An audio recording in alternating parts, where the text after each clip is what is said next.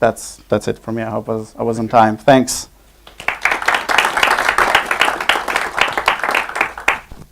Thank you, Ido. Our second presentation will be by Dr. Simon Perry and Mr. Michael Wolfowitz. Simon is a professor in the graduate school at Hebrew University's Institute of Criminology and also co-director of the program in policing and homeland security. He's a retired officer in the Israeli National Police, where he served for 30 years, specializing in intelligence gathering and operations. He's served also as head of European operations of the police and as the police attaché to the US and Canada. And together with him, the other presenter for this part is going to be Michael Wolfowitz, who is a full-time research student and PhD candidate at the Institute of Criminology.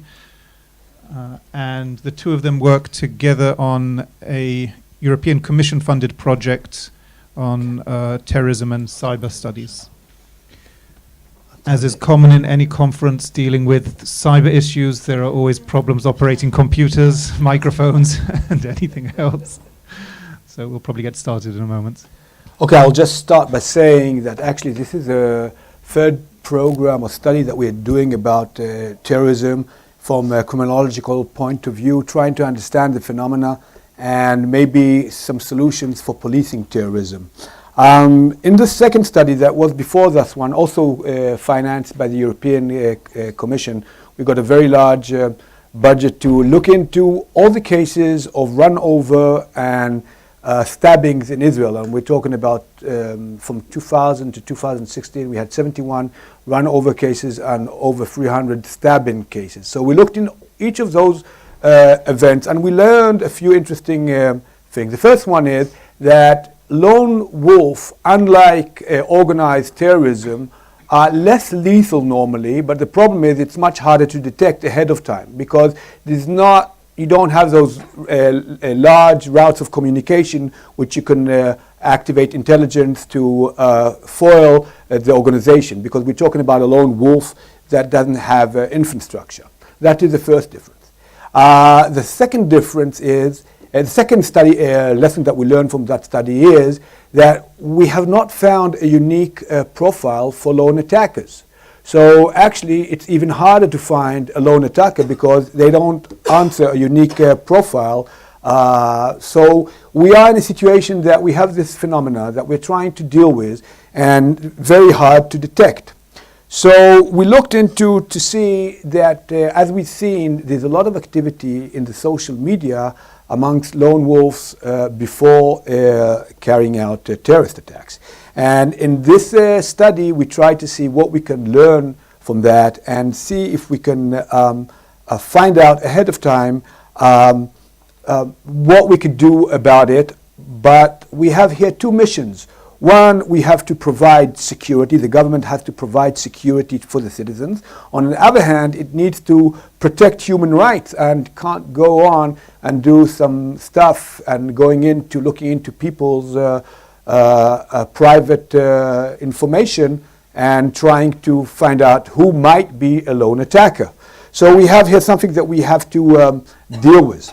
Now, the problem is that there has been in the past a lot of false arrests because people seem to be like problematic and maybe they are radical in their point of view, but being radical in your point of view is not a good reason to arrest you because you can hold whatever you want to think. There's a difference between being radical in your point of view and actually getting ready to carry out a terrorist attack. So that is the biggest problem, because it's easy to distinguish between non-radicals and radicals. That is easy. But how do we distinguish between radicals that are just talking about radical talk, and that's perfectly okay, and those who are actually going to carry out a terrorist attack? So as we don't have a profile for the attacker, and as has been very complicated to identify between these two groups, there have been, like I said, a lot of false arrests. So since we are trying to find out what we can do about it, we are aware that even if we make 1% mistake about these two groups, we are talking about a lot of false arrests and a lot of false dealing with problematic issues with people. And there's a famous story that this gentleman was arrested by saying good morning, and it was published in the Haaretz. It was translated badly, and he was arrested in a very on his way to work, and all he said was actually good morning. So how do we define between those who say good morning and those that say actually radical talk, and those who actually say radical talk and plan to carry out a terrorist attack? So we are trying to find an evidence-based system and that will help us to do this definition between these groups. And we're using a criminological theories of social learning. And just like I said before, we are concentrating on two groups. The first group is those who talk radically but don't do any actions, and how we can find out that those who talk radical and don't do any actions to those who actually carry out radical actions. And we're talking here about something that it's not two groups. It's within a group we have different levels. We have different level of radicalization, and we have different levels of people getting ready to carry out terrorist attacks. And in criminology, and I'm not going to go into it, we talk about criminal involvement and criminal event. We're trying to prevent the criminal event of those who made a decision to be involved in criminal activity of terrorism. So in social learning theories in criminology, and we're very short in time, so I'm not going to get into it, we have a lot of predictions who will be the criminals that will actually carry out a crime. Okay, so we're talking about exposure to peers, exposure to television. Sutherland talks about exposure to television. We talk about frequency of relations with people that could be bad influence. We talk about intensity. We talk about starting points from where we can radicalize or where we can start doing criminal activity. A lot of studies have been done in criminology about juvenile delinquency and others, so I'm not going to get into it. But we tried to create here a model that we can translate into the social media and see what are the predictions of social learning in criminology, how we can translate it into social media. And we're talking about differential association. I think most of you are lawyers. I'm not sure that you're quite aware of it, but we're talking about priority, and we're talking about intensity and other elements that we can translate into activity in the social media. Of course, that when these theories have been studied and presented, the social media was not there yet. So the most social media that we had was television when Sutherland actually talked about social learning.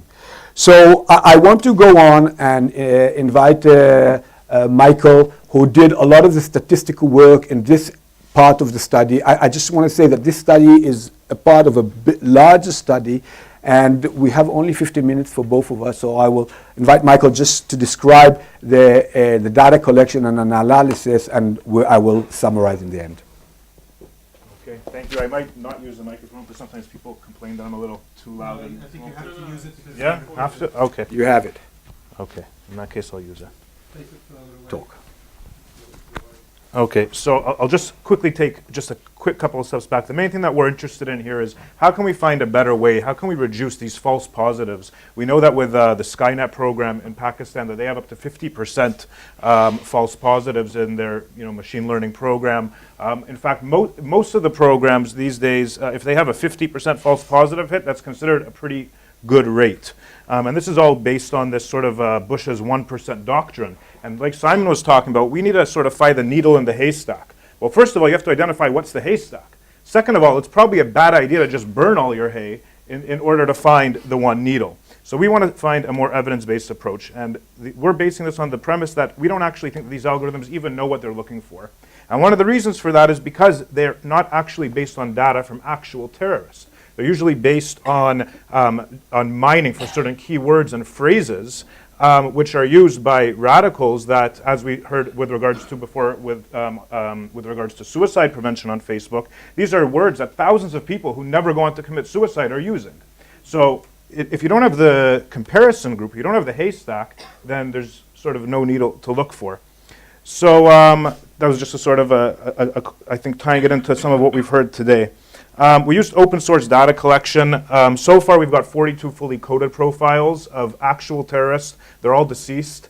Each profile is matched with a non-violent radical they have to be from their network. They have to be direct friends with them, direct ties. They have to be the same age. They have to be from the same city or town. And where possible, we also try to match them based on other variables such as the school or workplace, or they were always based at least qualitatively on their ideological affiliation. So we never matched a Hamas guy with an ISIS guy, or we never matched an ISIS guy with a Fatah guy. They had to be from the same ideological affiliation. Now, we do have up to 2 years of data on these guys, but we have decided to do a sort of a trial, I guess, to see where this study can take us.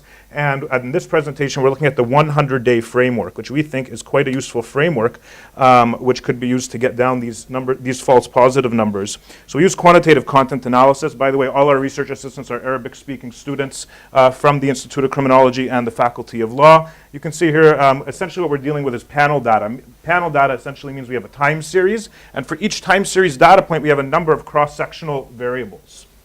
That includes inactivity as well, of course. So for days when there's inactivity, then that's coded as inactivity as well. So I'm just going to sort of go through this very quickly, but as you can see here, we have different types of posts. Just like we all know on Facebook, you can write stuff, you can post pictures, you can post videos, you can share stuff, you can like stuff, and you can essentially post whatever you want. And as we heard today, it might not always get taken down, regardless of how actually extreme it might be. So how do we identify a radical? Well, I can tell you from this image here that half of these images have been posted tens of thousands of times, and half of them have only been posted once.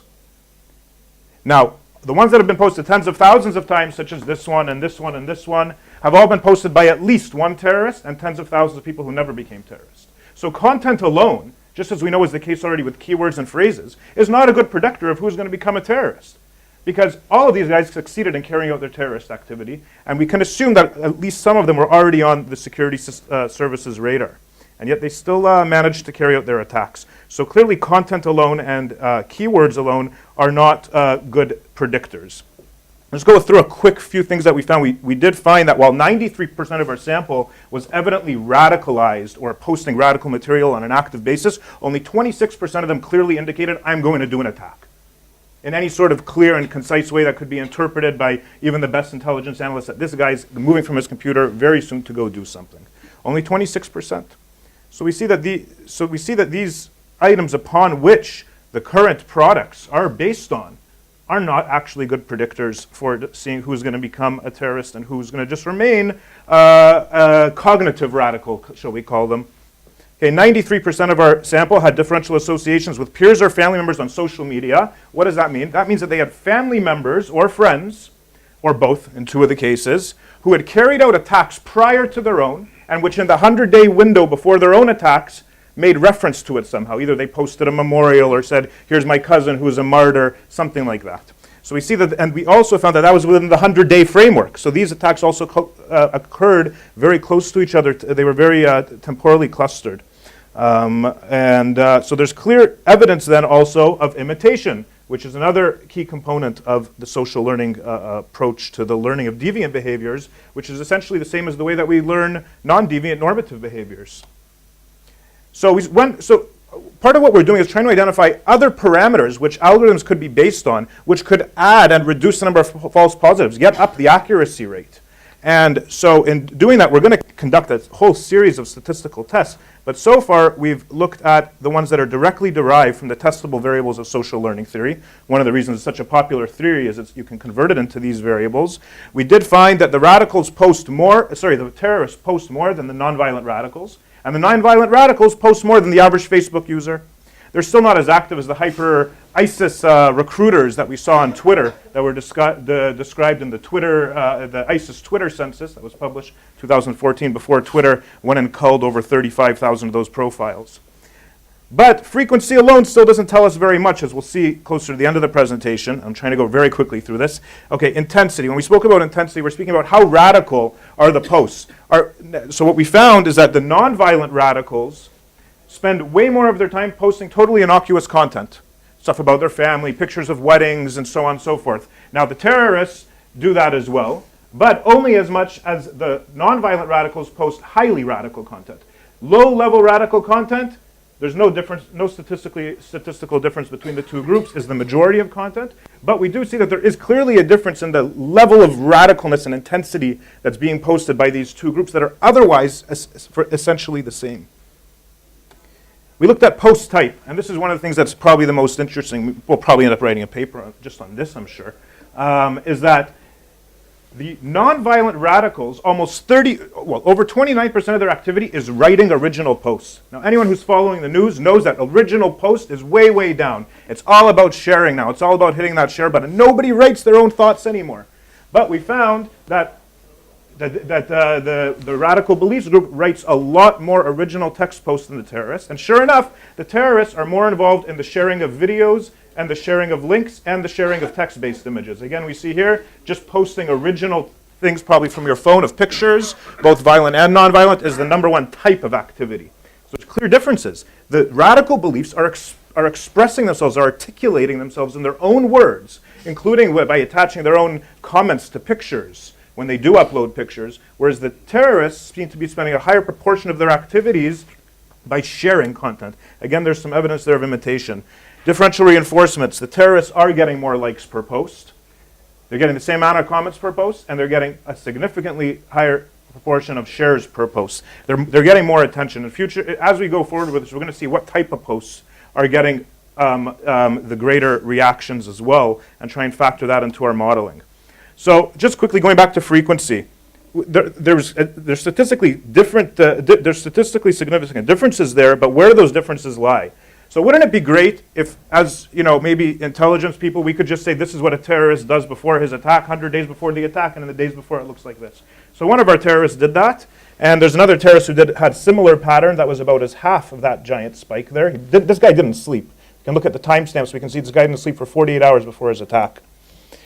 But he still wasn't caught.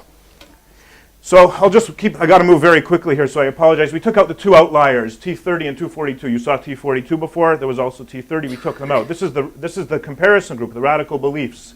We ran a Mann-Kendall test, which is based on a Wald-Wolfowitz non-parametric run test. We found that there is a statistically significant trend that was identified for the terrorist, but nothing for the radical beliefs. It was essentially a random heterogeneous set of activities, whereas there was something homogeneous about the activities of the terrorist. We ran a whole range of other time series analyses, and almost all of them identified the same trends. What are the trends? The top graph shows you with the outliers, and we see a trend here that at day 54, there's an identifiable change in the patterns of behavior. Without them, it's still statistically significant, but now we see that this pattern changes a bit. Without the outliers, it now moves to day 64. At the very least, we can say that between days 54 and 64, there's a statistically significant identifiable change in patterns of behavior. Michael, what's the 100th day for the non-violent radical? Well, day 1 is the day of the attack. And the day before the attack. Sorry, the day of or the day before, because sometimes it was at nighttime and because of the dates there. But for so these are only for the activists. Okay. No, it's No, I didn't. None of these graphs are for the radical beliefs because it came out statistically insignificant. There's no point of showing it to you because it doesn't mean anything. And that's one of the interesting findings, that we can find patterns for the radical activists, Almost, the terrorists, but we can't find patterns for the radical beliefs, which is very clear and very significant between these two groups. Means that at the very least we know it is possible to differentiate them as long as we're looking at the right parameters. You can't differentiate a cancer patient from a non-cancer patient if you don't know what to be looking for. But you know what day 100 looks like only in hindsight after the attack has occurred. Yes. Of course, all of this is that we're going back, and I'll talk a little bit in a minute how we're going to go forward with this. Yeah. How this is able to work in going forward. Okay, I'll just sort of skip a few of these things, but stabbing attackers are more likely to post that they're going to do an attack than driving attackers. Maybe this confirms some previous findings we found regarding the spontaneousness of driving attackers. So moving forward, Professor Shani. We're looking at doing some machine learning. We want to basically copy the approaches that the governments are using to the best of our knowledge and see if we can get our false positive rate way, way, way below theirs. In some initial tests, which I've crashed my computer a number of times this week, by the way, I do need a new computer, is that so far, even with this data set, 42 and 42, I've already hit one time where I got 85%. And the good thing about it is because we're not in a live environment right now, we can train our own algorithms in the laboratory and then just let them run over the course of the next few years and compare them to the trends in the terrorism attacks that, God willing, won't happen. But if they do happen, and unfortunately we live in a situation where they probably will, we can actually do some in-house evaluation based on that. We're going to carry on by doing different statistical modeling, including panel data analysis, trajectory analysis, including life events, to try and make sure that we are including the proper parameters that are important in our machine learning models, which we will be building. As Simon mentioned before, we already have a much larger database, so we have a whole range of offline variables pertaining to each of these offenders. Just very quickly, and we heard a little bit about this earlier, is that these things exist already, okay? The governments are already using these. That's not going to change. The only thing that's going to change is how much more effective they can become in reducing the number of false positives and increasing the amount of effectiveness. And we believe that the more evidence-based approach, such as the one that we're taking, is the way to achieve this balance between security, detection, and human rights. I just want to add a few comments. First of all, how much? Microphone, okay. That's overtime. That's overtime. That's overtime. Okay, I just want to... Day zero now, time zero. I just want to add a few comments. First of all, there are limitations to this study, okay? So we are very optimistic that we can learn a lot about those individuals that carry out terrorist attack, that use social media. But in our database, a lot of the lone attackers do not use social media, so that's not relevant for them. Also, we have to mention another limitation that, for example, for runover cases, in the study that I did with Professor Hassesi, we found out that a lot of runover attackers are spontaneous. Actually, they have not made a decision to carry out an attack the day before or even the evening before. A lot of them were spontaneous about carrying the terrorist attack that day or even a few minutes before the attack.